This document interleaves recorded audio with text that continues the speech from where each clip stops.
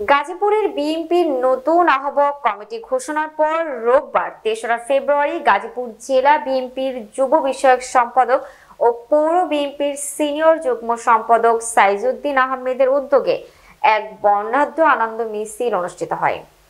মিছিলটি উপজেলার শফিপুর এলাকায় ঢাকা টাঙ্গাইল মহাসড়ক প্রদক্ষিণ করে শফিপুর বাজারে গিয়ে সমবেত হয়। এতে বিএনপি ও অঙ্গ সংগঠনের নেতাকর্মীরা অংশ নেন। তারা নতুন কমিটির প্রতি সমর্থন জানিয়ে স্লোগান দেন, সংগঠনকে আরো শক্তিশালী করার অঙ্গীকার করেন। গাজীপুর জেলা বিএনপির নতুন কমিটির আহ্বায়ক করা হয়েছে ফজলুল হক মিলনকে, যুগ্ম আহ্বায়ক হয়েছেন শাহ রিয়াজুল হান্নান ও ডক্টর ব্যারিস্টার চৌধুরী ইশরাক আহমেদ সিদ্দিকী।